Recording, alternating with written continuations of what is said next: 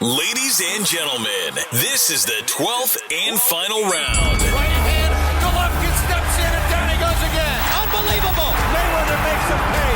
What a rookie mistake. A sensational left hook by De La Hoya. It's facts. I'm the best. You know what I mean? Sometimes I don't want to believe it myself, but it's the truth. I'm the best. I'm going to show you how great I am. From Southern California, this is the Last Round Podcast. Welcome back to episode 105 in studio episodes of The Last Round. Thanks again for joining us wherever you are around the world. We appreciate it. Apple Podcast, Stitcher, all that stuff. I don't know. Like I told you, Mike, one day I'm going to say every single platform we're on. Boxing Social, podcast, Spotify. I mean, what do we have? Maybe like 30 different ones that we're on? Something like that? The new one, Amazon Music. Good thinking. Good point. If you're an Amazon, enthusiast or something, we are now on their Amazon Music app or something like that. Amazon Podcast, Audible, or something like that, right? Yeah, I think the app's called Audible, but it's Amazon Music essentially. Yeah, it's an Amazon platform, so we are now on there as well. So usually we try to stay on top of that, but kind of jumping right into it off of a pretty passionate weekend, especially over here in Las Vegas. I know Mike yesterday was pretty happy or pretty passionate about this past Saturday's event.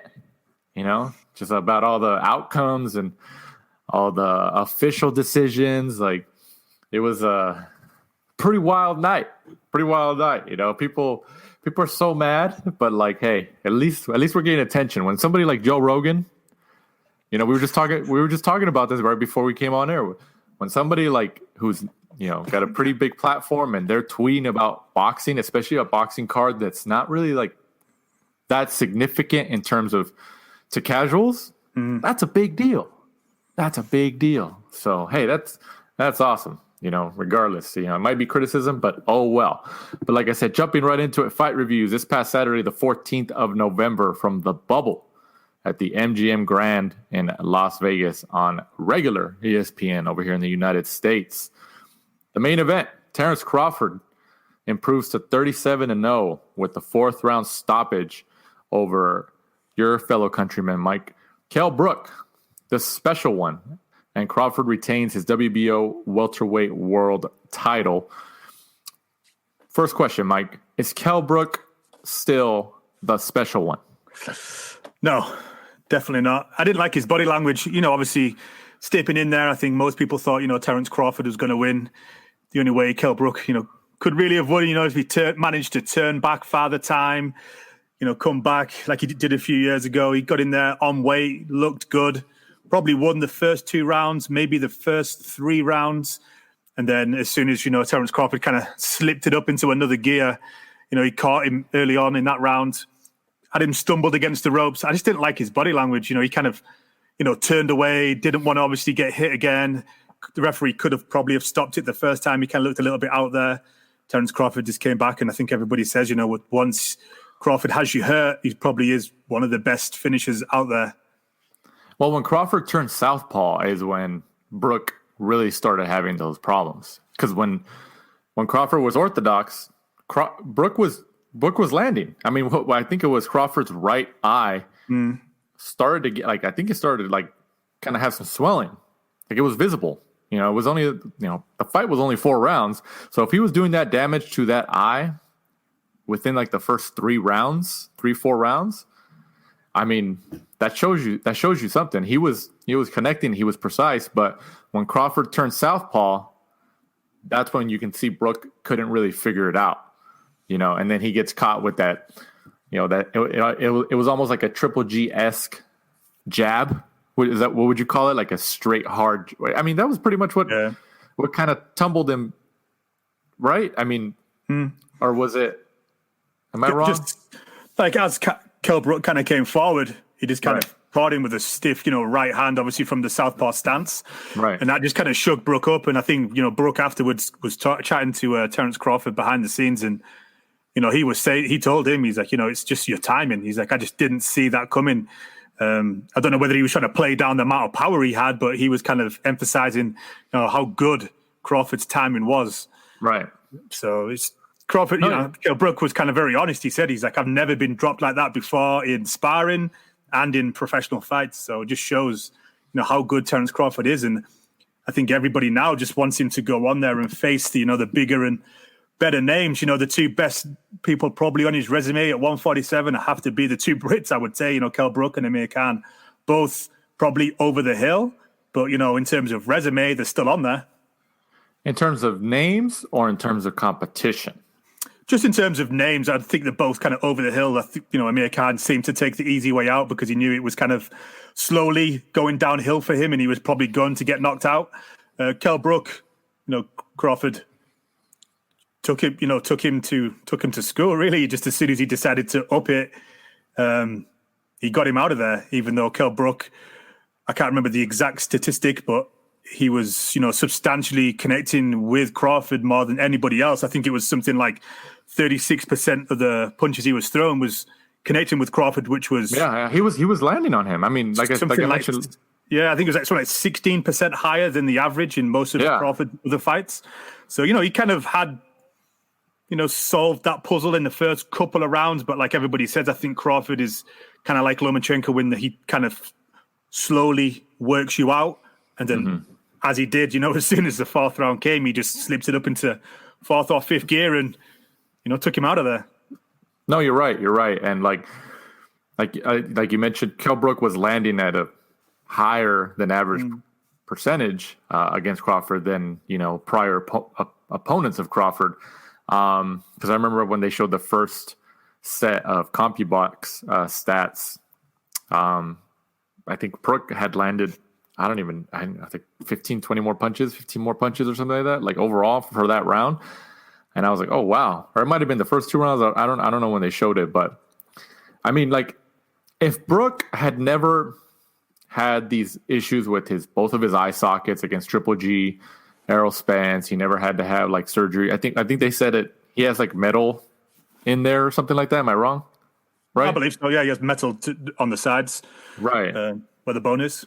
Right. So like, I mean, I think you have to recognize that Brook still has skill. He does. Just based on those 4 rounds, if you exclude the stoppage, obviously, and how he got hurt and how it was stopped, he still has skill. I mean, it is still skill for him to remain a professional and keep boxing. Probably not, because in terms of the medical risk and all that stuff, he probably should consider hanging him up, from a medical standpoint. But think about like, how would this fight have gone if they fought, let's just say, before the Triple G fight, maybe 3-4 years ago? How much different could it have been? What do you think if this fight was 4 years ago? How do you think it would go? Honestly, it's kind of hard to say because of the Kell Brook, ever since beating Sean Porter, never really stepped up to that level and consistently fought. What we would class as A-class fighters. He kind of dropped down, didn't live the life outside of the ring. And, I think Eddie Hearn and people around him knew that. So that's why he was given, like your Jojo Dans, and other names like that, kind of like your B-level, C-level fighters. So it's it is kind of hard to say. I really rated Brook at that time. And I think other people have said they thought he was one of, if not the best welterweights, a few years back. Right. It's just not living that life outside of the ring where, your Terence Crawfords and other people do. And that's what separates the very best to those people that, coulda, shoulda, woulda. Right. No, you're right. Yeah. I mean, like I said, reiterating my opinion from a medical standpoint, and like you said, even when he got hit with that straight hard jab from Crawford, like you can tell he almost fell through the ropes. If there was fans there, he would have landed on their laps.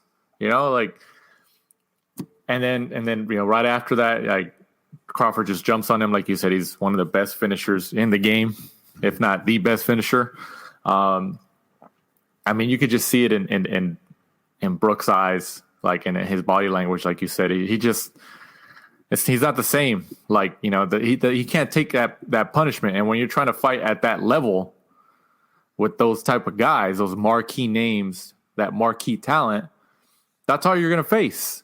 That's the type of punishment you're going to have to take. Like, and obviously Brook has showed that he still has some skill, but he just can't take those highly competitive shots from these marquee talents. He just can't, So like the only way I think if he continues his boxing career is if he fights lower level guys just to kind of keep busy.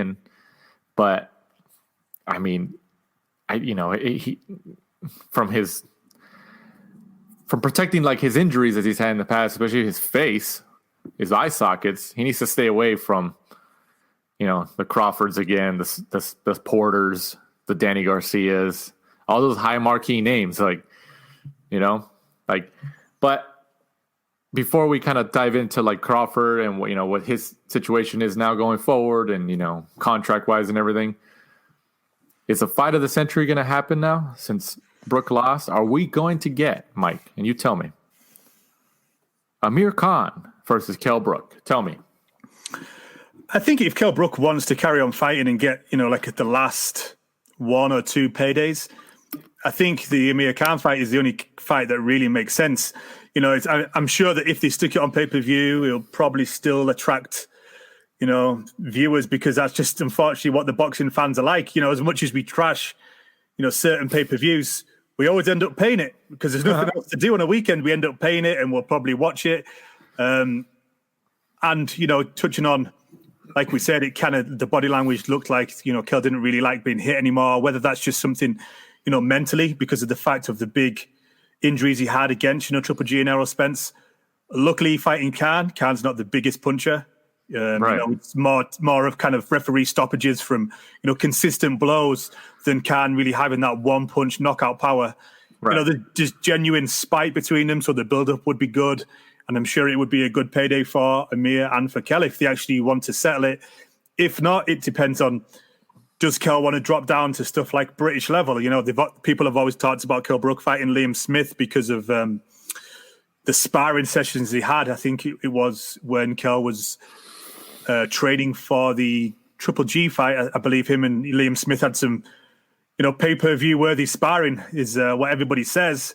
Damn. So it really depends. Everyone says that Kell financially is set after getting a huge payday against Triple G. I believe the payday Mike Coppinger put out was $2 million for last night. And it's more really just he sticks around because, he loves boxing. He was hoping he could, do something legendary, trying to set some legacy by beating Terence Crawford. So does he want to drop down and fight Amir Khan for no belt? Well, actually, the WBC probably would put a belt on the line for that. Or does he want to drop down to British level and fight Liam Smith? Really the ball's in Kell's court now is, what does he want to do? Where does he want to go from here? No, you're right. I mean, I don't know. He really needs to consider his next move because, it's not the risk of these injuries. I mean, it'd be one thing if if it was his hand or like a shoulder thing or something. Like it's still bad, but like his sensitive area is his freaking face. It's his face. Like nobody wants to have injuries there. Like it's like one of the worst places you could have it. And he gets punched in the face professionally. Like I just don't see any decent outcome in the future where that, if he keeps fighting, and especially keeps fighting guys who are, obviously marquee talents or, decent enough to cause pretty good damage, I don't see how he doesn't have like long-term effects from these injuries. Like it's going to be bad, I mean, I don't know, but maybe he's going to hang it up. I think he said in one of the interviews after this past Saturday's fights that I think he was like acknowledging, he's like, oh, I kind of have to look at, like, it was kind of a way where he was like kind of saying, maybe I should look into hanging him up, but who knows? I mean, they might, like you said, you might throw Amir Khan in there and be like, let's just give it to the people. Let's do it. But who knows? But I also think that kind of irritated me when they were interviewing Brook at the end, the ESPN guys. Like, you got to give it to Brook. He was total class. Like, he was like, yeah, this guy, he gave Crawford the props. He was like, yeah, I just got I stopped. Like he total class didn't make. I didn't hear any excuses. He might have, but I don't think he did. The ESPN team was literally trying to get Brook to say that Crawford was better than Spence, because obviously Brook fought both of them. And, if you want to look at it, from this angle, like, well, Crawford stopped, Brook way before Spence did. It took Spence like 10 rounds or whatever it was, 10, 11 rounds. It's just like, come on, man, you can't make that comparison. You can't make that comparison. Like those were different Kell Brooks, but they were trying to get Kell Brook. They kept asking him, like, oh, about Errol Spence, it took Spence 11 rounds to stop you, and, Crawford stopped you in 4. It's just like, and he didn't say anything about it. He was just like, he just kind of danced around it. But they were really trying to get him to talk about Spence. You gotta give it to Bob Arum and Top Rank. They're really trying to turn up the heat now in the media, from a PR standpoint, on PBC and Errol Spence and all these other guys, because that's their only way to get these fights for Crawford. I mean, what do you think? Yeah, it was kind of funny and kind of irritating at the time. Like, he kept trying to reword it, trying to get Kell Brook to say something negative, about Errol Spence, or, say that Crawford was the heavier puncher. Mm-hmm. It was just kind of funny as well that, Bob Arum and Terence Crawford were getting interviewed, and Bob Arum's talking about like how Spence doesn't want it, blah, blah, blah. And then they turned to Crawford, and Crawford was like, yeah, I want Manny Pacquiao next. Where did that come from? After they were trying to push the Errol Spence narrative so much, he turns around and says he wants Pacquiao. But, at the end of the day, I think, as, a boxing fan, we'd all want to see Spence. I would take Pacquiao. I would take Danny Garcia. Any of those, I think, from the PBC side is, what we want to see Crawford fight. We don't want to see him in with, another, Chris Van Herden or someone else that the Top Rank decide to dig up because they can't get anybody else. If he gets to the, like me and you were texting the other day, if he gets to next summer, I think it's October 2021, and that's when Crawford's contract runs out. He may have to leave. He may have to go over to PBC just to get those fights. Right.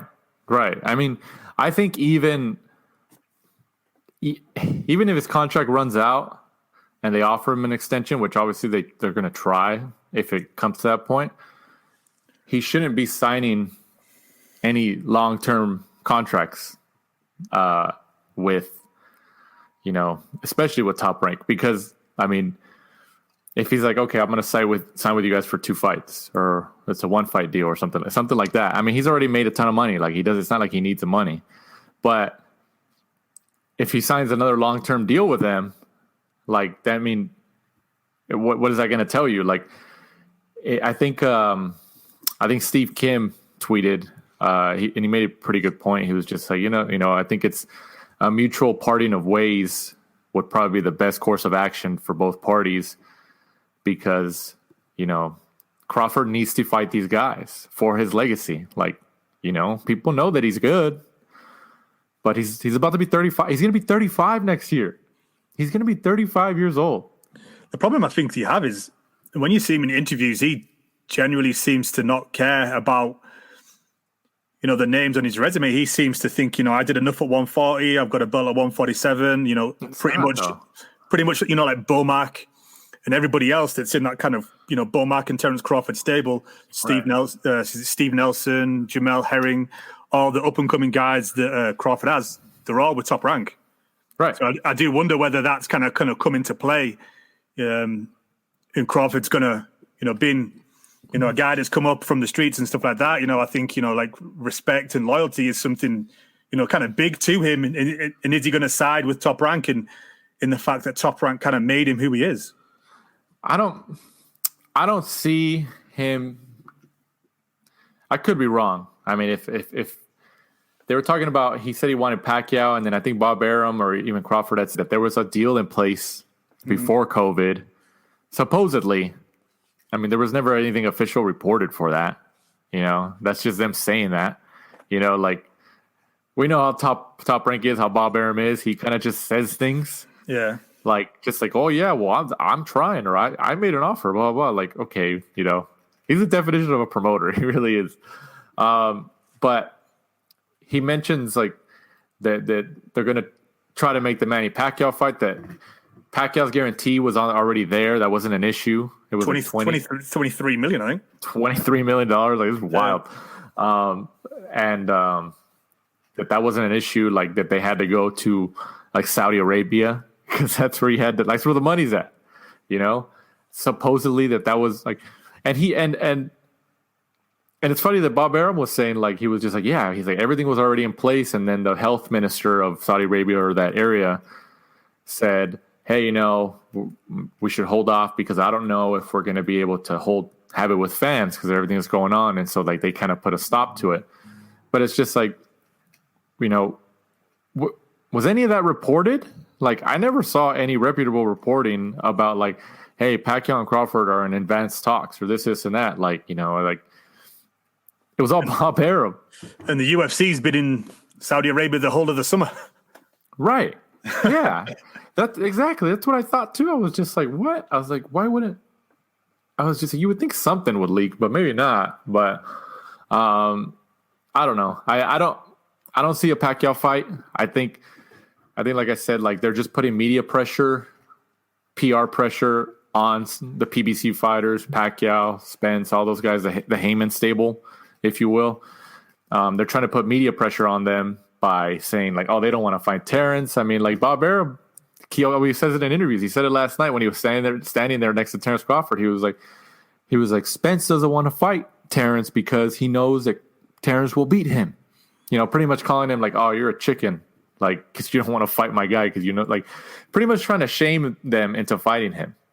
But which might work. It might work. I mean, you know, that when's the last time Top Rank or Bob Arum have been this adamant the last couple months about pressure for those fighters? Because they know, like, okay, they've hit a wall with Terence Crawford. Like, there's nobody else for him to fight where they can get away with it.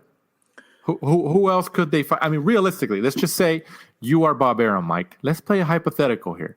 You are Bob Arum, and you're gonna have to give us your Bob Arum voice too. And you're trying to make these PBC fights for Crawford and it doesn't work.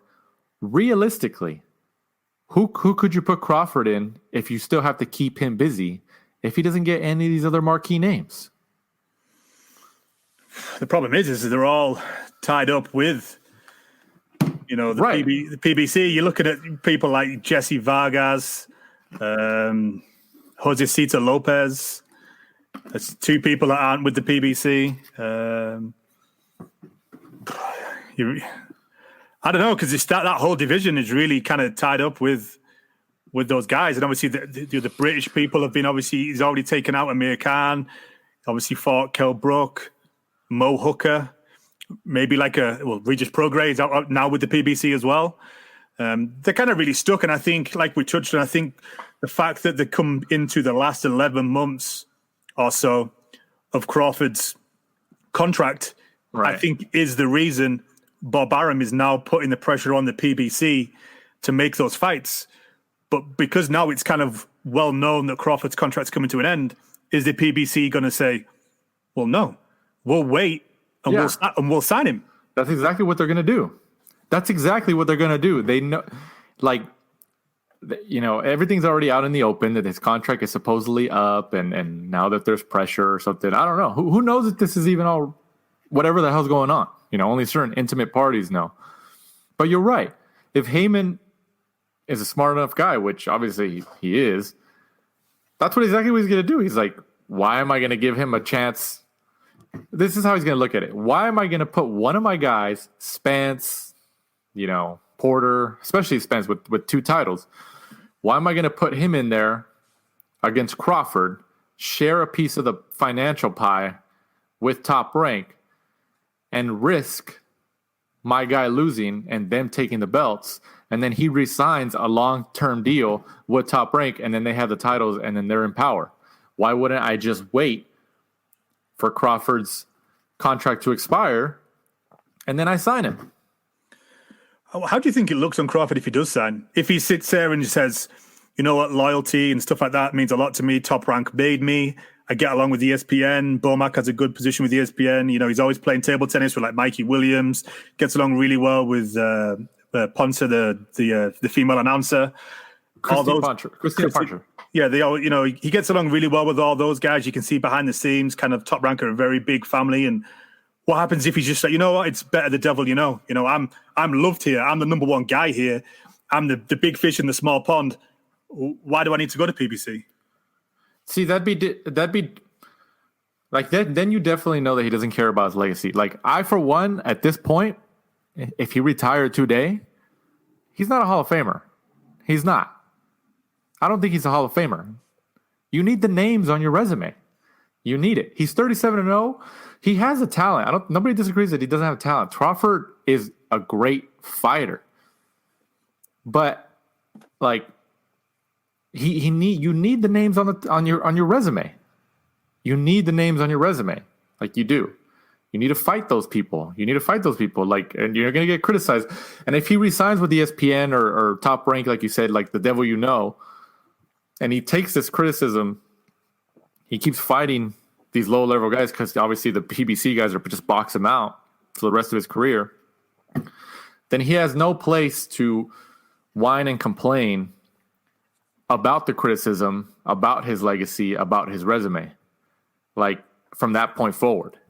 You can't, because you decided, like, oh, well, yeah, I wanted to sign with that. It's like, you have no reason to complain and be like, oh, I can't get these big fights. And be like, he got that criticism last time when he re-signed. If he does it again, then you know, like, he doesn't care. Like, he doesn't. But, like, I don't know. I don't see any realistic reason for him to re-sign with Top Rank. I don't. I really don't. Like, all the best guys are at PBC. Look at that. I mean, they like you just mentioned. You mentioned Mo Hooker and who's the other guy? I just lost. Jesse Vargas. No. Mo Hooker, and they took him from DAZN. Ramirez. No. Mo Hooker. We just talked about him. Damn, Mike. Regis Prograis. The PBC just picked them up.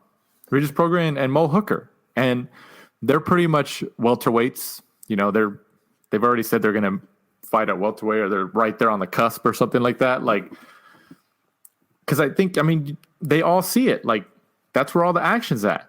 That's where all the money fights are at. You know, it's not only the money fights, but your legacy fights. These guys are the best in the division, and they're all under this banner. Like, you know, like what? I mean, look at Spence. Like, I don't think anybody would have gave Spence when after he got the car crash. Everybody wants to see how he does ever since that car crash. That was a bad car crash, and people thought, oh, he's gonna get like a tune-up fight because of his injuries, like, you know. And people were giving him a pass, like, hey, you know, like he just needs like a rhythm fight to get back into it. And then he comes and he makes his first fight back against Danny Garcia. Like, holy crap! And I also don't see Crawford getting the Pacquiao fight, because as far as we knew, it was supposed to be Mikey Garcia, Manny Pacquiao over in, you know, Dubai, Qatar, Saudi Arabia, somewhere like that, because that was kind of the deal they had with DAZN. He had that, you know, 6 or 7 million payday to fight Jesse Vargas. You know, if he liked it, he had the option of a second fight with Eddie Hearn and DAZN. And everybody chatting to Robert Garcia's gym and all those guys, it seemed to be it was going to be Manny Pacquiao until the coronavirus hit. And I'm pretty sure Mikey Garcia, Manny Pacquiao draws a substantially bigger crowd than Manny Pacquiao, Terence Crawford. You got to look at it this way. For Pacquiao, when he fought Thurman, I think he said in interviews, like, Thurman's a big guy. Pacquiao's not really like a 147 pounder. He's like a 140, 135. He's a small guy. And when he fought Thurman, he beat Thurman, but like Pacquiao said in interviews, like, he's a strong guy. Those types of interviews that Pacquiao's given over the years, where he mentioned in post-fight interviews, where he mentioned that his opponent was like really strong and they were like big guys. There was only the ones that I can remember. It was Thurman and Antonio Margarito that they punched really hard, and he was just like, yeah, these guys are big. Like, these guys at 147 are bigger than like, I mean, they're bigger than like a Mayweather, in terms of size, in terms of strength. I mean, look at Porter. Porter was fighting like, I think at 175 or something like that in the amateurs or something like that, right? Like, Yeah. And now he's fighting at 147. Like, Spence is pretty much 154 to 160 pounder. He's a strong kid. Danny Garcia, like, he's got like that secret power with those overhand rights and stuff like that, where he's like those no look punches. I mean, I don't see Pacquiao taking any of these risks with these bigger guys, even though he can obviously show that he can still fight at like 42 years old and he's still a draw and he can still be competitive. But he's not going to be like, why am I going to get in there with somebody like Spence or Terence Crawford? Like, why? Like, Pacquiao's legacy's his legacy's been set for years. Why does he need that? He doesn't need that. He's gonna go after Mikey Garcia likely because Mikey Garcia is Mexican. He brings the fans, and Mikey Garcia is a small guy like him. Mm-hmm. So why wouldn't you go for that? Like, no, exactly. Mikey doesn't have that one punch knockout power. Like you said, he's done the same thing that Pacquiao done. He's come up from 130, 135, 140. So he's naturally a smaller guy. And like you touched on, he's got those legions of, Hispanic fans. So Pacquiao really is in kind of a very sweet place that he can just kind of pick the big fights with the most money, with the least chance of him, probably getting hurt. Right. Until he retires. Right. I mean, and look at how they call him out, like, because you'll make the most money with him. But then also, like, Crawford calling out Pacquiao is because, like, Pacquiao has that regular WBA or is it, I don't know what the hell belt it is, but he has some type of alternate title at 147 pounds. And so Crawford and Top Rank are thinking, well, if Crawford fights him, he takes that title, and then he goes after Errol Spence, and it's a type of, like, unification, like, for the WBO and the regular WBA or whatever the hell it is. Like, I don't know. I don't see, realistically, I don't see it. Like, if it hasn't changed by now, like, Crawford will not be getting any of the PBC guys or Pacquiao. I don't see it. I just don't. And Pacquiao left Top Rank. You don't think Top Rank and Pacquiao, like, left on bad terms? Like, nobody likes when you leave their company. Like, they're going to have bad taste and they're going to keep a bad taste in their mouth. Like, why would Pacquiao want to return the favor? Like, oh yeah, I'm going to work with Bob Arum again and have them take a share of my profits that I bring in because of my name. Like, I don't see it. I don't. I think, Crawford's going to sit out. In the summer, you're going to start hearing, like, look, in the next couple months, you're going to start hearing Bob Arum and Top Rank turn up the heat. Oh, we made an offer to Pacquiao, $23 million, something like that. And Pacquiao just hasn't responded. He doesn't want to fight Terence. They're going to make it seem like it's that side. That's what they're going to do. That's what they're going to do. Like, but I mean, I think we talked about it. It might've been Saturday or just before. Terence Crawford needs like a manager. Like, he needs look at MTK, like they're scooping up everybody, like he needs somebody to like really be like the middleman between his interests and Top Rank, like legitimately, like to be there and be like, nah, man, this is what's going to happen, or this is where we're going and we're going to make this happen. Like, that's what he needs. I mean, I don't know. Like, it's going to be very, very interesting to see how this all plays out. But, if it hasn't changed by this time, by this point, I don't see anything changing in the next year. I don't. Sadly, yeah, I think I could see Crawford just kind of staying where he is because he likes Top Rank. And then unfortunately just kind of using that excuse like, hey, we've put offers in to PBC and, it's not us. We're trying to make the fights. And right. Kind of just the same old thing. And then unfortunately, he gets older. I'm telling you, dude, like Crawford is a great fighter. Like, nobody's denying that. If I was Top Rank, I would have just said, look, all right, Heyman, we'll send him over to Showtime. We'll send him over to Fox. Let our guy fight your guy for the title or something like that.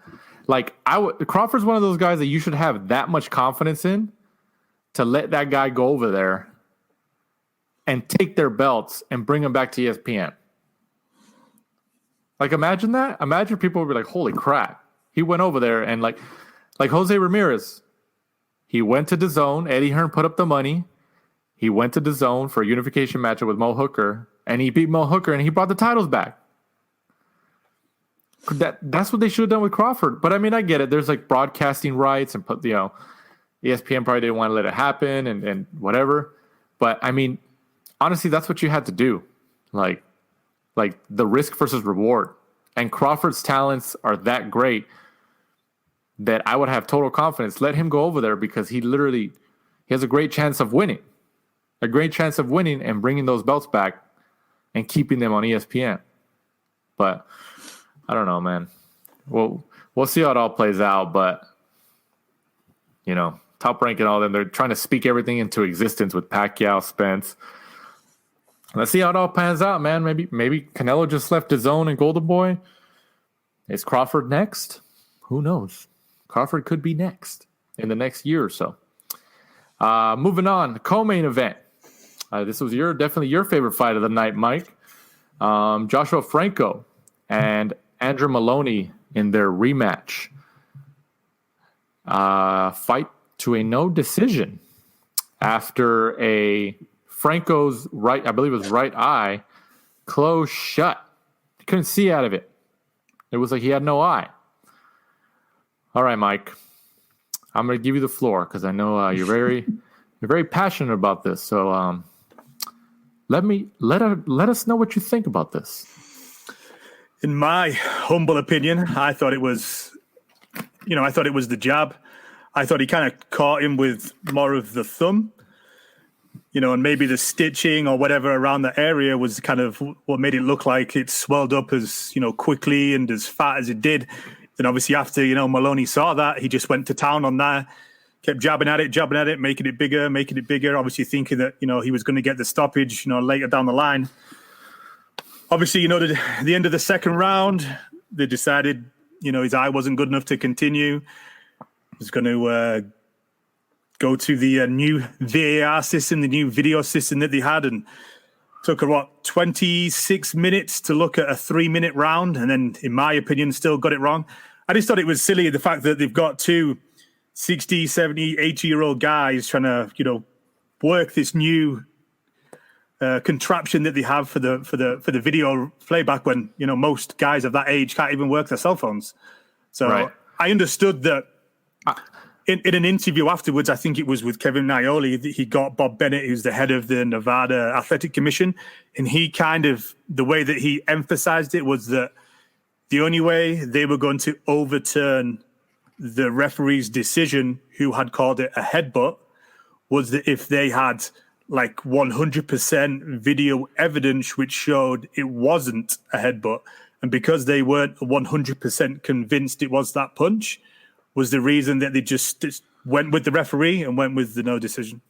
So what do you think about that? Because I think that's a devil's advocate point. Like, in terms of nothing's ever going to be 100% fair, or I mean, all the time. There's going to be issues like this. It's boxing, MMA. They intertwine like that. So for something like that statement that Bob Bennett made, where he's like, look, this is a policy, and we can't definitively say that it happened because of this or that. How do you respond to that? In terms of in terms of fairness for that process.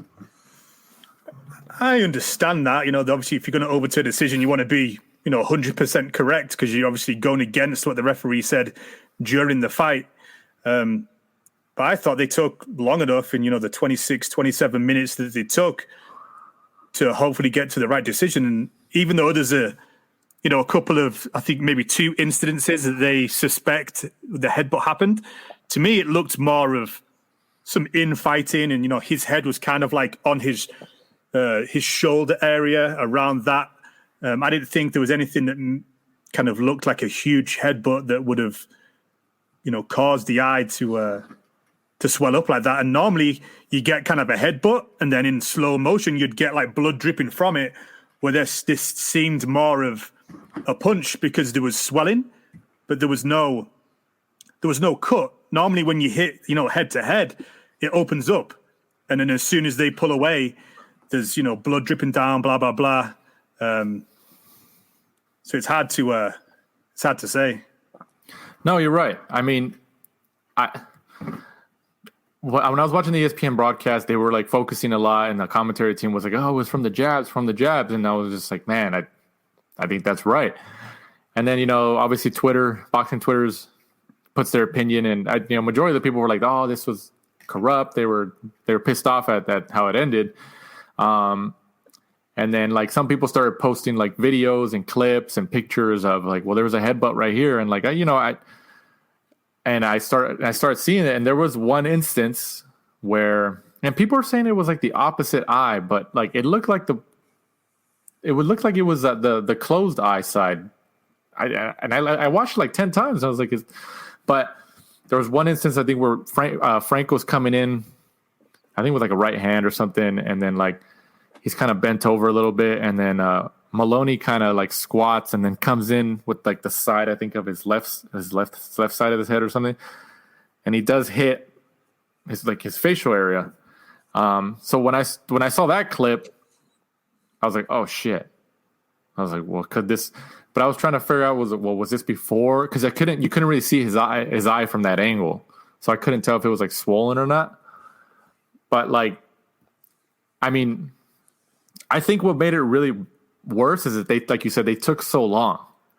They took so long where like it made them look like, damn, like is something wrong, and like they're just trying to figure out how to go about it, like how to mask the decision or how to, like I did that because that was like it was like 30 minutes people were waiting, right? I think a better system would be you have a dedicated referee ringside who literally goes through and looks at those things, during the fight, not necessarily just when called upon.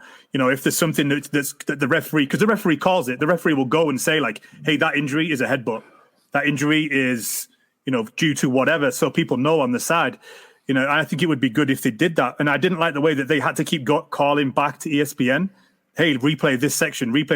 Why don't they have like something there? Yeah. Why don't they have a feed which they can navigate themselves?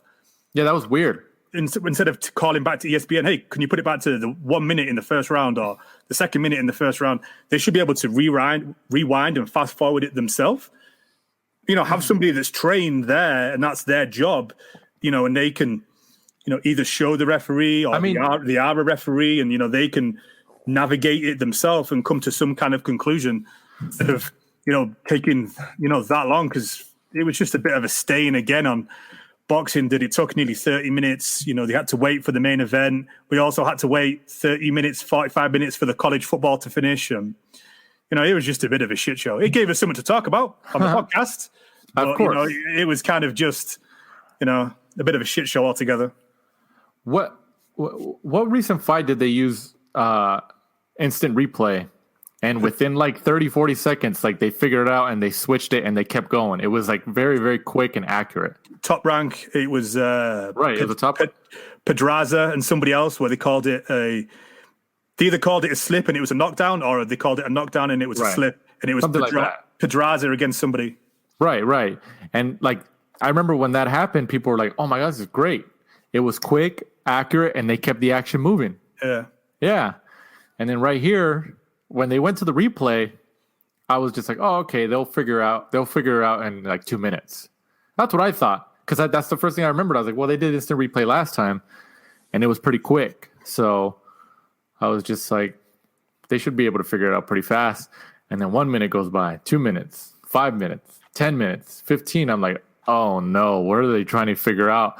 I think like, going back to Bob Bennett's comments, like I think like he said, like, he was just like they couldn't definitively say one way or the other. Like I know people are passionate and up in arms about like, oh, this is not. I noticed the trend, at least online. People started getting a lot more passionate and calling corruption and this and that after Moloney gave his post-fight interview, because he was very emotional. Like, he almost wanted to cry. So it pulled at people's heartstrings, So people started like, yeah, they robbed him and stuff like that. Like, yeah, he might have been at the wrong side of the stick, like, but there was, at least from that clip I saw, there was some type of contact between heads. Like, even though, like, it did look like it was a jab, but like, I don't know. Like, I think it was looking at Twitter and stuff like that, and because ESPN kind of sided with Moloney, they were all kind of stuck on that it was a jab. I think more people are siding with Moloney. When you've got people like you touched on, Joe Rogan, one of the biggest kind of social media celebrities in the world, commenting on a fight, kind of, saying how bad the decision was. I think the only saving grace is because it's so controversial, even if they'd have given it to Moloney, they probably would have had a third fight anyway. Due to the fact of, like you touched on, it wasn't a 100% like, hey, it was definitely the jab. I think it was, but, there is a lot of people that seem to say that they think it was, a headbutt. But the only problem is Moloney going to come in peak condition again, because for those first 2 rounds, he was boxing Franco's head off. He looked completely different to the first fight. I think he realized not to get, kind of drawn into a very close, gunslinging fight in the middle of the ring, which kind of, goes to Franco's kind of style, where he was keeping on his toes, just boxing from the outside, and kind of gave him a boxing lesson for those first 2 rounds. Right. But I obviously spoke to, Tony Torres, the manager, this morning, and he says, Top Rank have options on that fight, and he also believes that the WBA will also, order a third fight. So, which is a saving grace for both of them. And I think they both deserve that. Franco's been on the show, Moloney's been on the show. You can't 100% say what it is. I think it was a punch. You kind of side more on, you think it was a head clash. I think like I haven't really like dissected it. I was trying to follow it and see what people's opinions and stuff like that. Obviously, the majority of the opinion people were just passionate and like saying it was corruption. Moloney got robbed and stuff like that. Like, yeah, I mean, obviously ESPN was pushing, showing like it was a jab, this and that, and then other people were, whatever, like following the narrative, which it probably was a jab, but in terms of like fairness for when you're as a commission, like regardless of the issues that happens, like going back to Bob Bennett's statement where he's just like, look, like we didn't have any definitive proof, like there was enough of a gray area where it's just like, well, like we can't. It's hard to make a one-sided decision because we don't have a black and white answer. If there was no, I thought before I saw that clip on Twitter where like they did kind of connect on their heads, like Moloney kind of comes in and it just seems like it was just kind of like a weird, coming of heads like that. I didn't think there was any type of headbutt or any type of contact like that. I thought, oh yeah, I was like, he was just jabbing his eye off. That's what I thought. And then I saw that, I was like, oh shit. I was like, well, that kind of gives like some type of security layer to the commission. Like, I mean, like, I don't know. I just thought it was ironic too, because people were like, oh, it's corrupt and blah blah this and that. It's corrupt to make it a no decision or a no contest for the guy who's not backed by the broadcaster and the promoter. Like, what the hell is that? The Golden Boy fighter?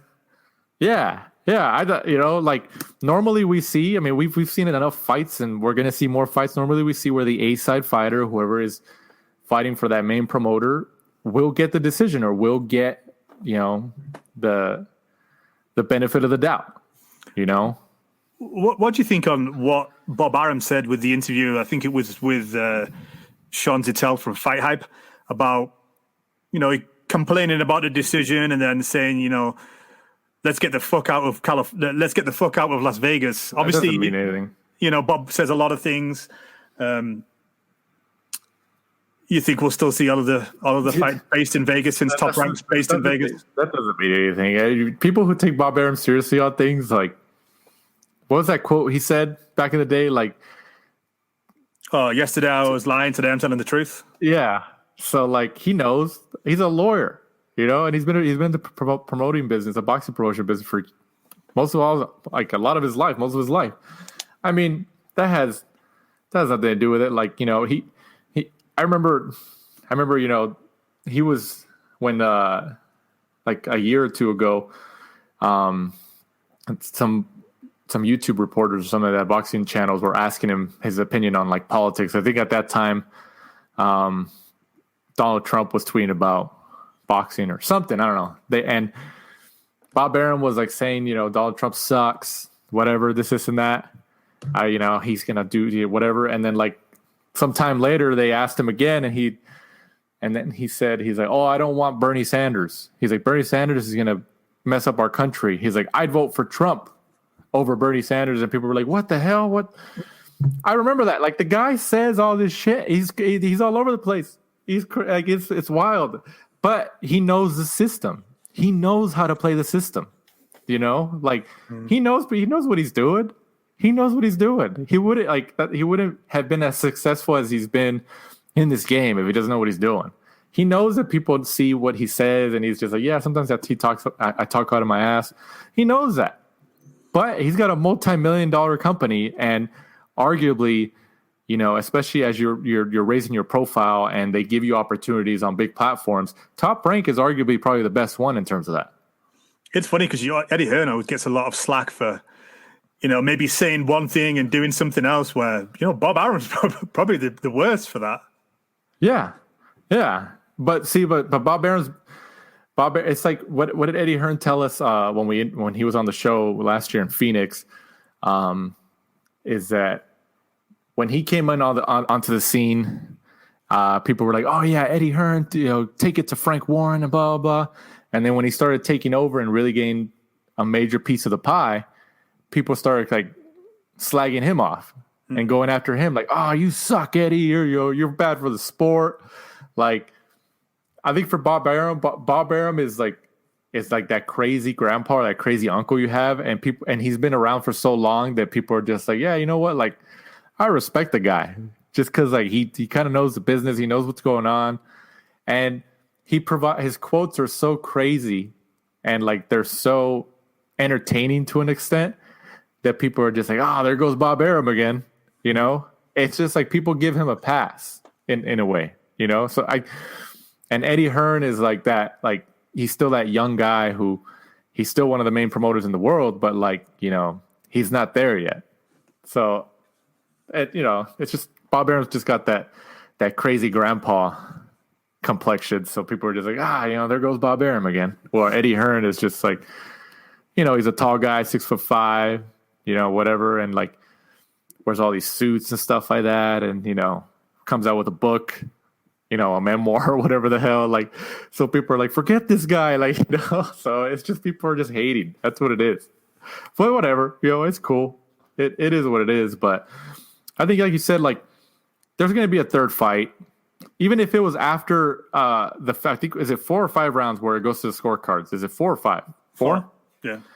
Even if it was after 4 rounds and it went to scorecards and let's just say Moloney won or whatever, like, there would be a third fight. There would be.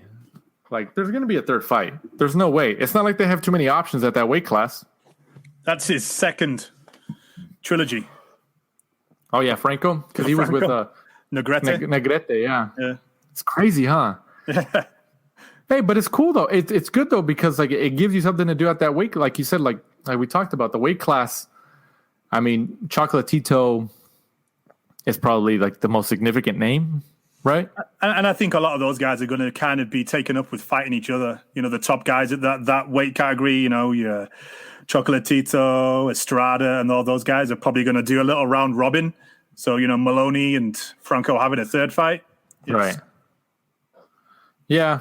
I mean, they're going to fight again. They're going to fight again. If people like, and then hopefully there's nothing controversial like that happens in the third fight. Hopefully it it is what it is, but people are just like, oh, this is why people leave boxing and blah, blah, blah. Like, look, man, I could see a lot of people especially because Joe Rogan kind of tweeted about it. There was a lot of casual fans who jumped in because I saw like a lot of messages or tweets and stuff like that. Hey, I'm not a hardcore boxing fan, but I was watching this or I looked into this and what's this guy, or is this really a bad decision? Like, I saw a lot of people with tweets like that or messages like that. I mean, which makes sense when somebody famous kind of puts light on a subject. A lot of people were like, oh, well, what does he talk about? I'm going to go look into it.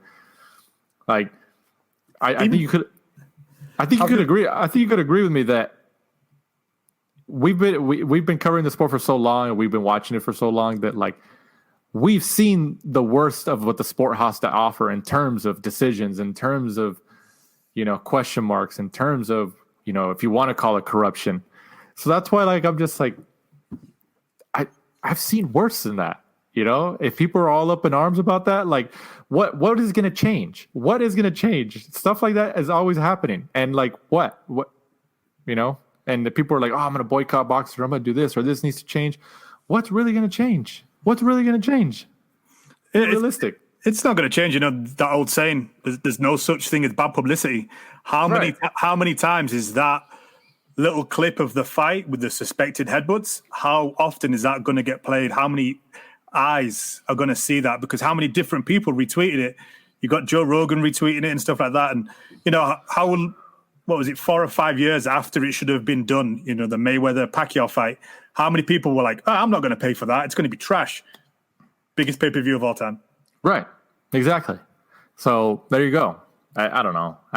They're going to fight again, though. Like, I'd be very surprised if they don't, but they will. I'm like... He'll get ordered. Yeah. They're going to fight again, and then hopefully the third matchup, they'll figure it out. But whatever. But hopefully Franco's okay, because that eye looked pretty nasty. Looked very, very nasty. Moving on. Joshua Greer. This was, I think this was on ESPN Plus, right? Joshua Greer Jr. and Edwin Rodriguez fight to a majority draw.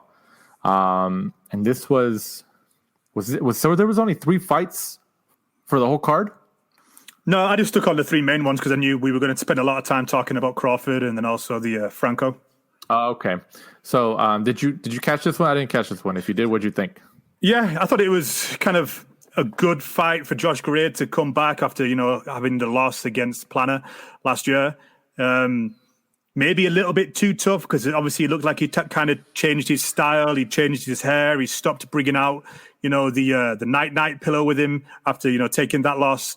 Kind of odd to see Shakur Stevenson in his corner as his chief. That was weird, huh? I saw stuff on Twitter about that. I didn't watch the fight, but I saw stuff on Twitter about that. But to be fair to him, he actually gave some really good technical advice towards Greer. Very close. There's a lot of rounds which were kind of very hard to try and work out who'd won them. So I wasn't really too surprised. It was a draw. I think maybe Greer should drop down to come back up. I think if he's going to go back out there and correct a lot of the things that he was doing wrong, because when he had that night persona, when he was bringing out the pillow, he kind of headhunted a lot. In this fight, you could see that they kind of told him, like, hey, you need to go to the body more. So he was kind of working to the body, and you could hear Shakur telling him, like, you're putting money in the bank, work to the body. It's going to tire him out. And maybe it was Edwin Rodriguez was a little bit too hard whilst he was still trying to work out kind of his new style under the new trainer. Right. So I think maybe step back down, get used to that new, got K Karoma and Shakur in his corner, and then work back up.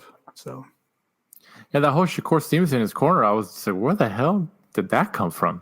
That was very interesting to see. That was very interesting to see. Well, Shakur's been working with Jorge Capetillo. Oh, really? Yeah. Does Shakur live in Vegas now? Yeah. He does, right? He moved. Yeah, he's been in Vegas. I don't know whether it's just for during the coronavirus or what, because so he's close to the top rank bubble. But right. He's been working out with Jorge Capetillo's gym, and Jorge's been working with Kell, Chavez, Andrew Ruiz. So ever since he had Tyson Fury in camp, he's taken it to another level. Stevenson's from where originally? It's Ohio. Is it Ohio? I think it's Ohio, yeah. Like where Broner's from, around there? Cincinnati or something like that? I think he's from, around there. Right there? Okay. I mean, if you really move to Vegas, like, fair play to him, because, like, that shows that he's, like, if he's serious, or maybe he's there because of the COVID thing, he just wants to be close to the bubble. Who knows? But that's something that, Tank Davis needs to do. I think he's grown up a lot. I thought in the interviews that he gave, during the fight, and then some of the stuff that he now puts on social media, he seems to have grown up. There's obviously he had that trouble. Remember when he had that fight in like a parking structure where him and some of the guys got into a scrap. Right. He seems to have grown up a lot since then. I think the difference is that Top Rank, Bob Arum and those guys, like, because after that issue with when he got in a fight where he, like, I think he hit a girl, or it was a bunch of people or something like that, some security surveillance footage or something like that, like a gas station. I don't know what the hell it was. That Bob Arum and the Top Rank brass brought him in, and they're just like, look, if you want to keep doing this shit, you're going to ruin yourself, but you cannot do that. Like, they put their foot down.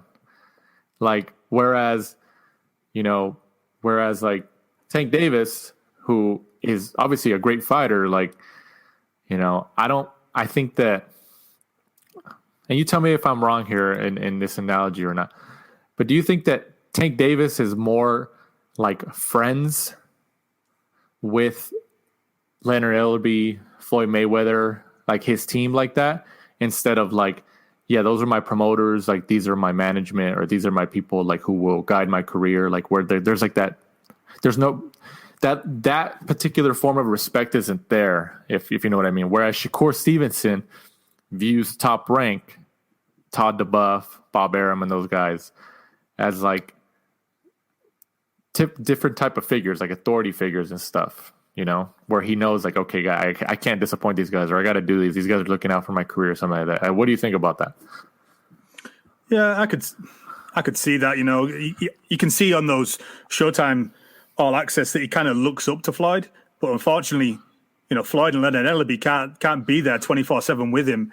And like you touched on during the All Access, is he still goes back to where he lives. He still classes all those guys as friends, and rightly or wrongly, that kind of leads him astray. And I think a lot of people know that I think him and Floyd fell out. There was all those rumors about why him and Floyd fell out, which we can't touch on during the podcast. But yeah, no, I know, but it is what it is. It is what it is. But we'll see how it plays out. But yeah, Stevenson, if he did move to Vegas, it's a pretty respectable move for him in terms of his career, because he's like, hey man, I'm serious. Like, and I'm sure Top Rank told him, like, look, move to Vegas. We'll hook you up here. Obviously the kid's talented. Moving on. Also this past Saturday, from the Wembley Arena in London on DAZN here on the USA. And where was it? Was it on DAZN in the UK too, or no? No, it wasn't, right? No, it's on Sky Sports. Sky Sports, right?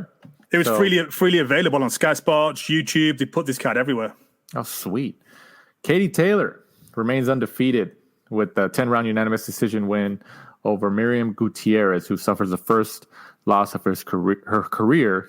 Taylor retains her WBC, WBA, IBF, and WBO and Ring Magazine lightweight world titles.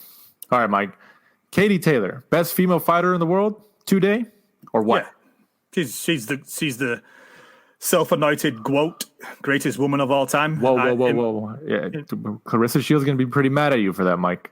I think if they could fight, obviously they can't because the weight divisions are quite far apart. I think Katie Taylor smokes her, to be honest with you. Whoa.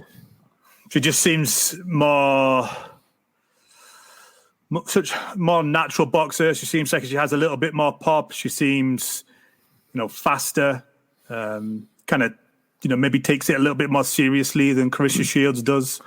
And in this fight, I think Miriam Gutierrez, she got herself into she was a mandatory contender for the title, but you could see from round one that she was seriously outmatched. But she was so game. She came to fight.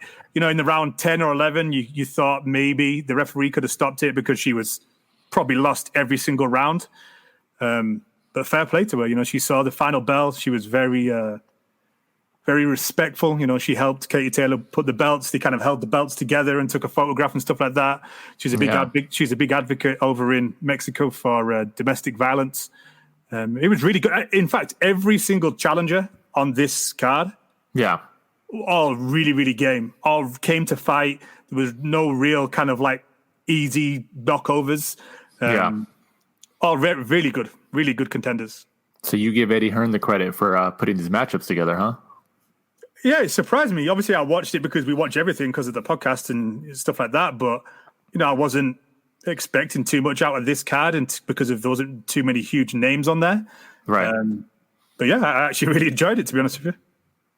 Fair play to Eddie Hearn. And Katie Taylor, now they're I think the only matchup that makes sense is the one that they were almost made the last time is against Amanda Serrano. Am I wrong?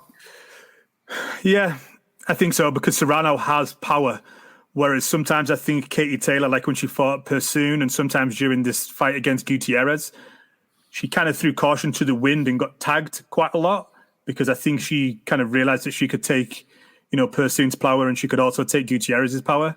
Right. With Serrano, not so much. I don't think so, depending on what weight they fight at.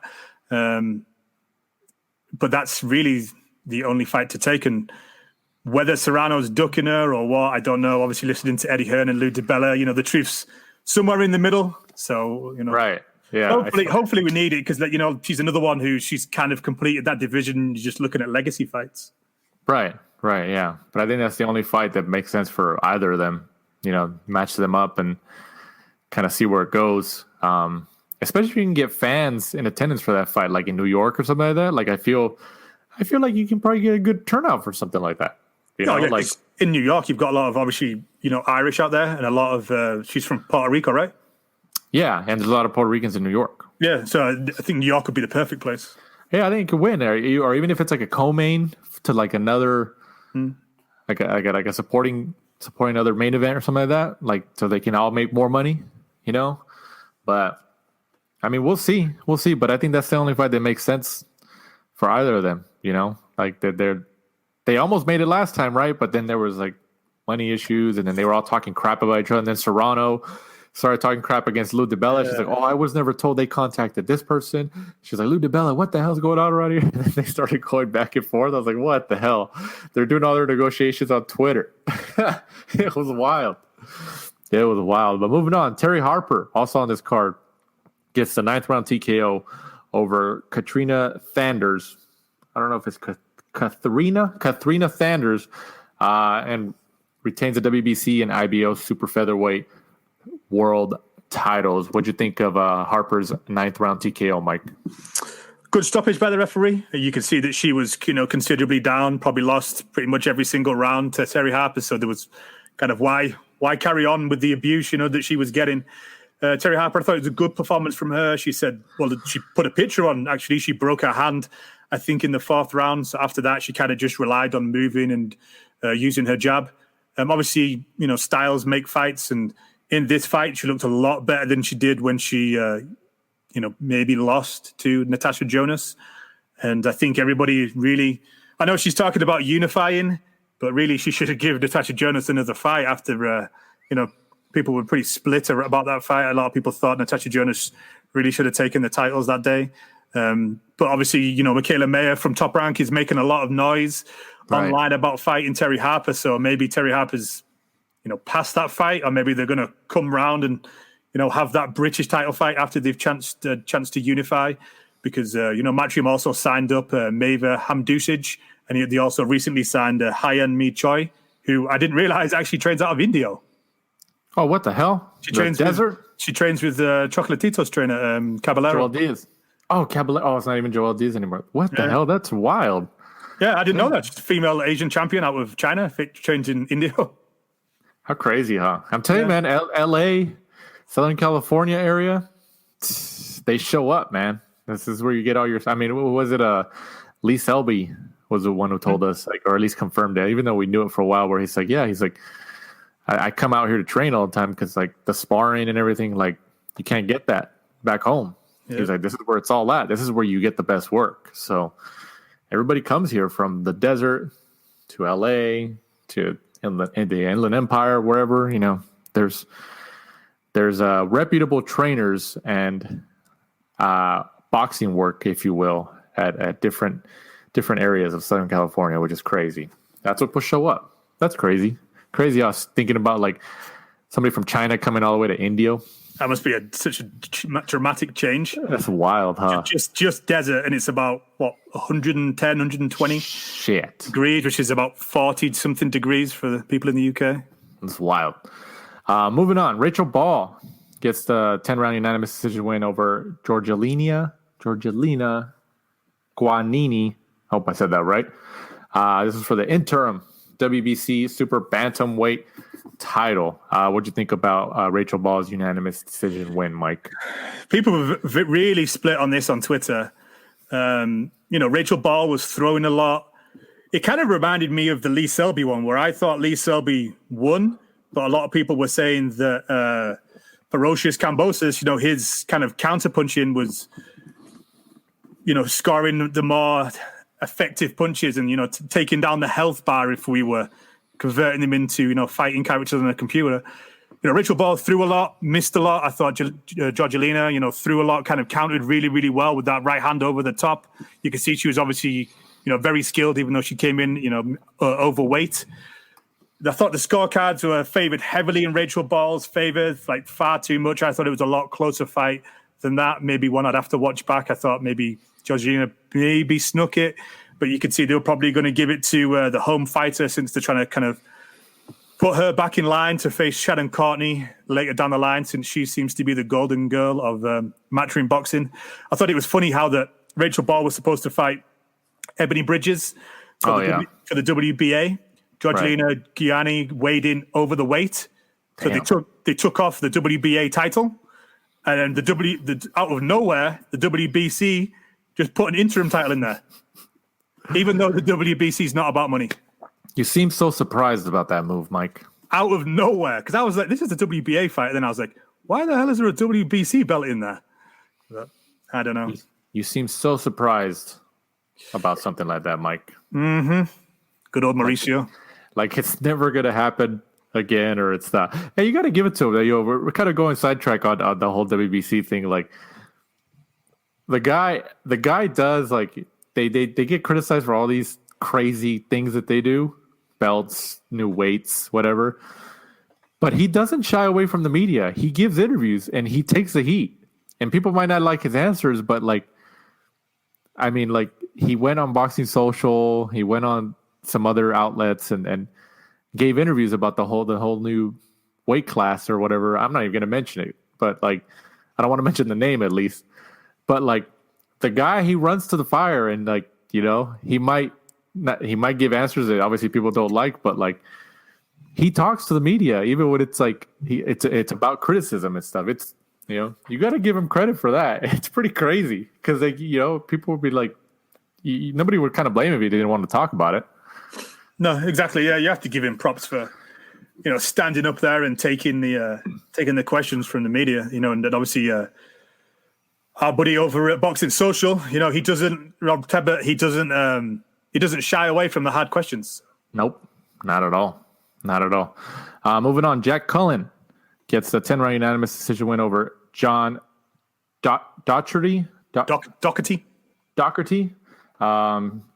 Cullen was actually down in the first round and still ended up with the win. How'd you see this fight? A lot of people were picking Doherty to come in there and blow him out. But I think people kind of missed that, Jack Cullen had been in there with a lot of good fighters, Felix Cash, Zach Chelly, John Harding Jr. So you could just see that he'd fought at a much higher level, whereas, John Doherty coming into this fight, obviously he was only 9 fights into his pro career.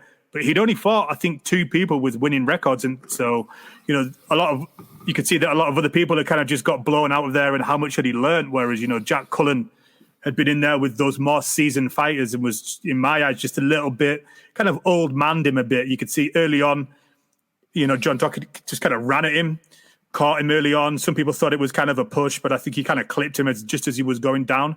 Jack Cullen got up slowly but surely, kind of worked his way back into the fight, and very strange that he's a 6'3" super middleweight who you would kind of like Fonfara, who you would expect to use his size advantage and just keep him off on a jab. Nope, exactly the same as Fonfara, where he just kind of invites him in, and he's very good at working the inside work for somebody who's huge at that weight. But he was kind of lucky last time as well when he fought Zach Chelly, because I think they gave that as a draw, where I thought Chelly won that. But back to the drawing board for John Doherty, just kind of needs to I would say, clean those edges. He kind of was a little bit relied upon just being bigger and stronger than a lot of people so far. So I think he just kind of needs to polish himself up a little bit and then come back. He's still young, only 10 fights into his career, so he can still, come again. Isn't Callum Smith like 6'3", super middleweight too? Oh, he's huge. Yeah, I've met him. I saw him in Vegas when Liam Smith fought Vargas when his ear blew up. Right. He's huge at that weight. Yeah, I don't know how he makes it. That's wild. Yeah, he's a big kid. Rounding off this DAZN card, Ukashir Farouk gets the 14th win of his career with the unanimous decision win, 10 rounds over Angel Aviles for the vacant. Damn, these alphabet titles, Mike. WBA Continental Bridgerweight Bantamweight Championship. I don't know. I just added all that stuff. What'd you think about Farouk's decision win? Class. Cash Farouk, class. Big fan of his, has been since I saw him kind of on the British scene. I thought he beat McGregor when they had that big Scottish dust-up a while back. You could see early on that he was just too skillful for Aviles, and I think this was the first fight on the card that I watched, and you could just see early on Aviles was just one of those Mexican fighters was just going nowhere. Farouk was just teeing off at him, probably won pretty much every single round, but Aviles just kept coming and coming. And, I think this is why, people like Lee Selby tell us that they come over here to fight, the tough, Hispanic fighters, because they can just give them body shot after body shot and stuff like that, and they just don't go down. Whereas, they're paying for sparring in the UK and they just can't take it. So it's wild. That's one thing that he's told us before. But good fight for Farouk. You can see that obviously he got a lot of rounds in. He did the full 10. And onward to bigger and better things. I know that McGregor said that he was going to pick up, hopefully, the European title, and then he would give him a rematch. So that would be good. I'm not too sure whether they'll still have the Commonwealth, the British, and the European all online for that fight. But, let's hope so, because the first one was a really good, close fight. I think a lot of people was kind of split on who won that out of Farouk or McGregor. So great British fight, though, for later down the line. Later down the line, fight previews this upcoming Saturday, the 21st of November, from the Wembley Arena in London on DAZN. Conor Benn, 16-0, goes up against Sebastian Formella, 22-1 for the WBA Continental Welterweight. Damn it, Mike, another belt. All right, Ben Formella, what's your preview on this? What's your take, Mike? Big step up for Conor Benn, really, because, a lot of people were shouting him out from around the British scene. And, a lot of people would just kind of, bounce off, I think, the Conor Benn name, if they got the fight, probably be a big payday. But for Conor, for somebody that didn't have a lot of amateur experience and was kind of learning the game in the pro ranks and had a couple of, wobbly fights early on, to fight somebody that just fought Sean Porter for the WBC. And I remember you were saying, nobody has an easy ride against Sean Porter, but Formella took him 12 rounds. That shows Formella knows his way around the ring. So this really, I think, is going to be a bit of a test. Formella may not have that name, but that showing he gave against Sean Porter, he definitely knows what he's doing in there. No, right. Yeah, I think there's a lot of people who have forgotten that Formella fought Porter. Yep. That's the only loss he has in his career. And going 12 rounds with somebody like Porter, for as much pressure as he puts on you, and he's just kind of smothering you the whole time. Also, he picked up the IBO title in, I think it was January this year, against Roberto Ariaza, who you might remember, Danny, from the Thompson's boxing cards.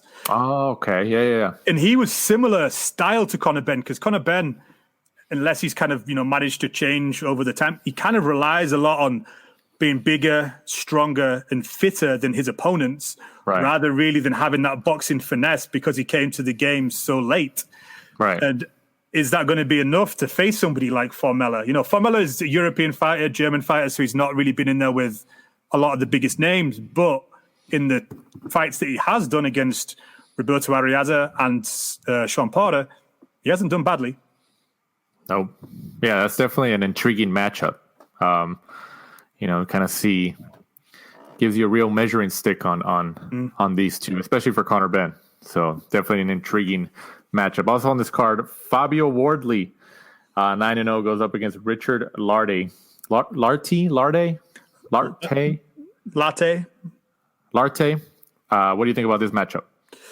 Good fight for Fabio Wardley. Richard Lartey, obviously, he's been in there recently with Gorman, and then also before that was in with Daniel Dubois. So he's become a little bit of a kind of like a heavyweight journeyman over here. But if everyone can remember when he fought Daniel Dubois, he caught Dubois and kind of rocked him a few times and kind of just stood in the middle of the ring and just traded blows with Daniel Dubois, which, most people wouldn't want to since he's such a beast. Yeah. He fought Gorman, didn't look as good against Gorman. Gorman is kind of technical, but did come in, substantially overweight. So kind of maybe his stock dropped a little bit when in that fight against Gorman. Wardley, he'll come in shape. He's pretty game. Good kind of measuring stick, I would say, for Fabio Wardley. Good step up for him. He was another one who kind of came to the pro game kind of late. But yeah, should be a good challenge. I could see Wardley, winning. Latte kind of maybe has got into that journey mode kind of model where he kind of just shows up to lose. He doesn't necessarily show up to win. He kind of just gets into like second or third gear and just kind of stays there. Like, he kind of realizes like, I'm not here to win. But definitely a good step up, and it's a kind of a name for Fabio Wardley's record. Right. Rounding off that card, Alan Babbage, 5-0, goes up against Tom Little. Alan Babbage, how many times has he fought this year? I feel like we've talked about him multiple times. This, I think, will be the third since he kind of hit the scene in fight camp with his Alan Babbage, the Savage persona. So, this was kind of another step-up fight for him. Tom Little, fair play to him. If you look at him, he kind of knew that he was going to be the next guy in line. For Alan Babbage, got himself in great shape, lost a load of weight, looks like he's been training hard. I think he realizes that, Alan Babbage is kind of a little bit raw, a little rough around the edges. Yeah. So I think he thinks that this could lead to some bigger paydays for him. So he's taking this 110% professionally for once. So this, Tom Little, he's kind of surprising because he plays that joker role, but in some fights when he turns up in shape, he's kind of skillful, knows his way around the ring, and he is good. He just sometimes doesn't, take it seriously outside of the ring, and that obviously, lead to some bad performances. So I could see him shocking people here, right, and winning this if he can just stay away from, Babbage's right hand, which is kind of all he relies on. He just kind of comes out with like a butter bean. He's kind of like 4 rounds. He's probably good for 4 rounds and just comes at you. So it should be fun, though. It'd be a fun fight. Babbage the Savage. That's it's a pretty cool nickname. News and notes of the show. Canelo versus Callum Smith, reportedly in the works for possibly December 19th somewhere in Texas. They're talking about Cowboy Stadium. This is just that supposedly it's being negotiated or looked at. It's not official yet, of course, at least as of this episode that we're recording. Callum Smith, like I said, Callum Smith is like 6'3", super middleweight. You said you've met him in Las Vegas. He's a pretty big guy. You don't know how he makes 168 pounds.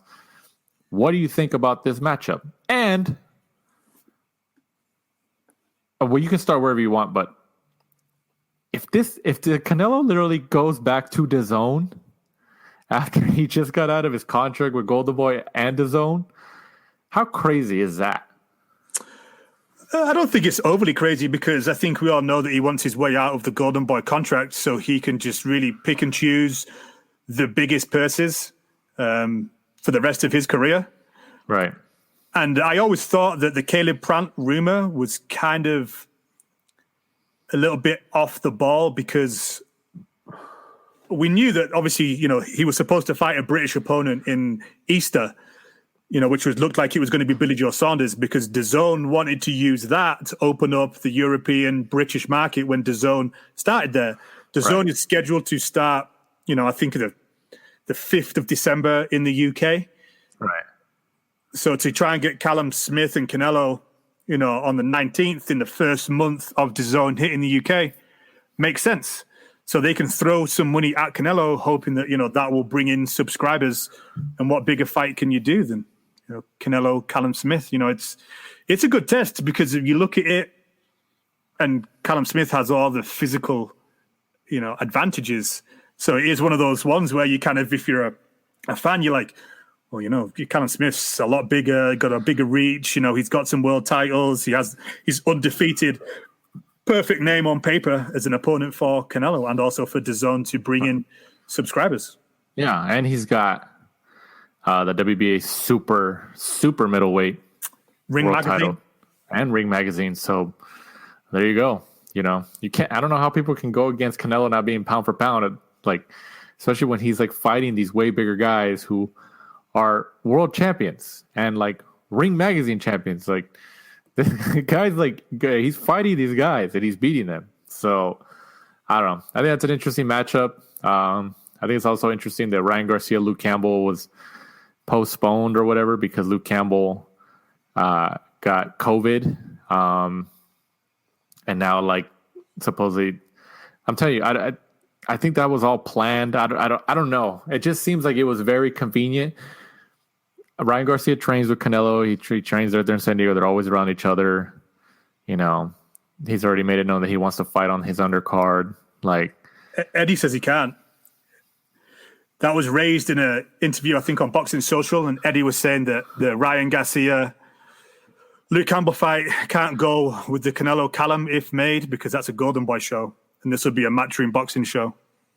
Oh, that makes sense. Because I did think the same thing. I remember texting you about it, but Eddie said on Boxing Social with Rob Tebbett that he can't because that's a Golden Boy show. So that will probably move to December 19th or maybe even January, depending on if the Canelo Callum Smith fight's made. I mean, honestly, it's in DAZN's best interest to keep both of those fights separate from each other, have them be their own main event, because then they can secure people to be subscribers in 2 different months.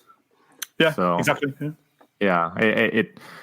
It's better for them just to keep it, because then some people are going to be like, over here in the States, it's $20 a month if you do it monthly, or if you pay $100 for the whole year, it's $100, which comes out to be $8 a month. So if people are just like, well, I want to watch this fight this month and I want to watch Garcia Campbell next month, I'm gonna pay $40 and I'll just pay $100 for the whole year, and hopefully they give me more after or something like that. People will make decisions like that. So, I think I didn't see that Eddie Hearn interview, but that's a really good point. So it's in their best interest, DAZN's best interest, to keep those events apart. Dave Allen just recently announced his retirement this weekend. We were talking about it off air. We shared a video of where he's sparring Alexander Usyk, and then he gets hit by Usyk and he's kind of out on his feet. You want to describe it a little bit more, Mike? Yeah, obviously this morning, Dave Allen did an interview with Kugan Cassius saying that he was retiring, and gave one of the reasons was, he just, after the David Price fight, he kind of thought himself lucky that he didn't have any, lasting damage. And then he fought Usyk. Usyk was sparring for the Trezora fight, which just happened. He kind of is sparring Usyk. He puts a video up and where he gets caught by a left hand from Usyk. He's kind of out on his feet, says that he kind of snores for a couple of seconds. He then kind of wakes up, finishes the round. Luckily and respectfully, Usyk, being the really nice guy that he is, he didn't take advantage of this, because how many times have we seen in, sparring videos, which sometimes fighters post, where they knock somebody kind of out on the feet and then they just take them out, and then they post it on social media, thinking it's cool, thinking it's funny. Whereas Usyk, for the rest of the round, just kind of moved away, actually kind of caught him when it first happened and kind of helped him on his feet. Yeah. And then for the rest of the round, there was only a few seconds left, to be fair, and kind of moved away, kind of just watched him, essentially. And then Dave Allen said that he would kind of, for the next 30 minutes, kind of blacked out, That's wild. Not to the floor, but just couldn't remember what happened. And then he said about 30 minutes later, he's kind of packing his bag at the end of sparring. Then he kind of comes round and can kind of remember what happens. And he said that when he was chatting to Eddie hearing about opponents for this coming weekend because he was supposed to be on this card. Right. He kept saying no to every single opponent that Eddie was offering him. And Eddie was, hey, what's happening? Dave, like, it's not like you. Normally you'll say yes to anybody. You fought Dylan White, you fought Luis Ortiz. And then it just dawned on him, you know what? I don't want to get punched anymore. And, I think I want to retire. And, Dave Allen is a great example of somebody that had, limited ability, maybe British level ability, but he made himself into a pay-per-view star. He kind of headlined with David Price, and it just goes to show that you don't necessarily need the skill of, like an Anthony Joshua and stuff like that. If you can relate to the fans in this day and age, and if you can get over on social media, you can make good money. Dave Allen has made substantially more money than his ability alone would give him. He's got a couple of houses like he touches on, and he'll probably be okay. He's got to work, he says, when he retires. But, when you hear people moaning like Heather Hardy about like equality and stuff like that, that's not how the boxing game works. It's putting bums on seats. Look at Roman Chocolatito, like one of the pound for pound best fighters in the world. Unfortunately, fights at super flyweight, gets paid very little because of that's not an attractive weight division. Dave Allen, very limited ability, but people can relate to him because of his mental health struggles, like his very likable kind of guy next door, like funny persona that he puts across on social media has elevated him to, astronomical pay levels above it's crazy what he really deserves in terms of ability. And, I don't think that's something Heather Hardy deserves, It's just, how it is. It's not like you're a boxer, I'm a boxer, we should be paid the same. It's not like you work in an office, we work next to each other, we both do the same job. Yes, we both should get paid the same. That's not how the boxing business works. And Dave Allen is a prime example of that. That's crazy, man. Yeah, like you said, like, if you kind of look at the overall picture, you don't need a world title to be able to make a living and make some money in the boxing business, at least. Like, look at that. Like, he's a prime example of that. He's a prime example. Look at the guy that he trains, Danny Morrell. Danny Morrell was the opening fight on the IFL TV for the MTK card the other day. Right. 12,000 people watched that live on IFL TV. That was him turning pro, and that's down to like, thanks to Dave Allen and him, always been on social media. They're always on Instagram. They're always posting stuff. People can relate to him. He kind of showed that he was nervous before his fight. That was breaking like IFL TV records for, that where that was placed on the card. That was the opening fight. That was the curtain raiser. How many fights have we been to ringside where you go to the curtain raiser? There's the dude's family. That's it. There's nobody else in there. And he had 12,000 people on IFL TV. And Bob Arum. Yeah, good old Bob. Dave Allen, man. Well, if this really is the end, good luck to him. Good luck to him. He obviously came in and he didn't let boxing control him. He controlled the sport and made some money. So, good luck in retirement and but we know how this game works sometimes when there's something lucrative on the, they might pull you back in. Sometimes they come back in. Which leads us to, I'll talk about this first. Mike Tyson, Roy Jones Jr. coming up. I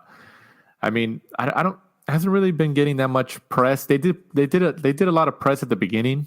I think the week of, you're going to see a big media blitz for this. I think.